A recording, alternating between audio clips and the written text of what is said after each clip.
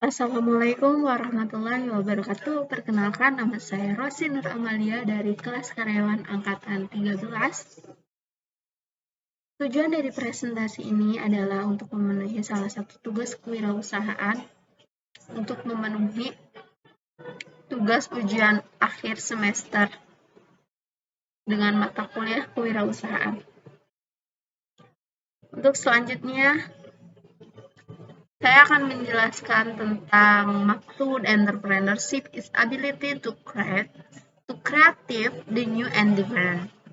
Kemudian kembangkan maksud dari governmental entrepreneur.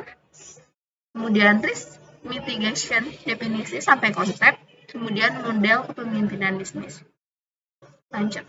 Entrepreneurship atau kewirausahaan adalah proses kegiatan kreativitas dan inovasi menciptakan perubahan dengan memanfaatkan peluang dan sumber-sumber yang ada untuk menghasilkan nilai tambah bagi dirinya sendiri dan orang lain, serta memenangkan persaingan. Entrepreneurship merupakan kemampuan dalam menciptakan sesuatu yang baru dan berbeda. Kemudian governmental entrepreneur.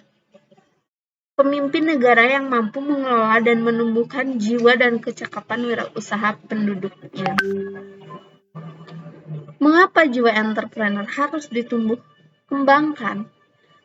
Karena kebanyakan generasi muda tidak dibesarkan dalam budaya wirausaha, inspirasi dan latihan usaha banyak diajarkan di bangku sekolah.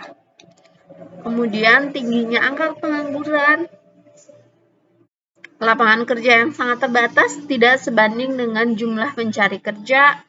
Pertumbuhan entrepreneur selain dapat menampung tenaga kerja juga dapat menciptakan kesejahteraan masyarakat secara luas. Kemudian Indonesia sangat kaya dengan sumber daya alam, akan tetapi belum dapat dikelola dengan baik karena Indonesia kekurangan SDM entrepreneur yang mampu mengubah kotoran menjadi emas.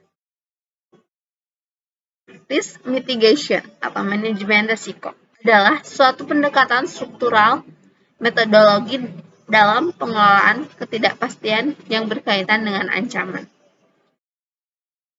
Kemudian kegiatan manajemen risiko, identifikasi, perencanaan, strategi, tindakan, pengawasan, dan evaluasi terhadap hal-hal negatif yang kemungkinan akan menimpa perusahaan.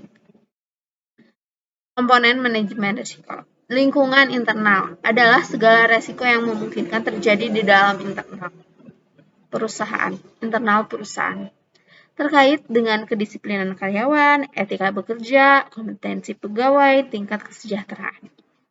Kemudian penentuan sasaran. Maksudnya adalah pihak perusahaan harus memasukkan sasaran yang jelas yang akan coba diselesaikan melalui sistem manajemen. Kemudian identifikasi peristiwa, seharusnya ini sudah didapatkan sebelum perusahaan dijalankan. Tetapi minimal kegiatan yang potensial saja dengan pertimbangan masalah yang muncul jauh lebih besar. Tanggapan resiko, ini bisa dalam bentuk menghindari resiko, mengurangi resiko, memindahkan resiko, menerima resiko. Aktivitas pengendalian diantaranya membuat kebijakan dan prosedur, delegasi wewenang, pengamanan kekayaan perusahaan, dan pemisahan fungsi. Informasi dan komunikasi. Aktivitas ini berfokus pada identifikasi informasi dan menyampaikan pada pihak terkait melalui media komunikasi. Kemudian penilaian resiko. Perusahaan perlu melakukan analisis mengenai dampak yang mungkin terjadi akibat resiko. Pemantauan atau monitoring.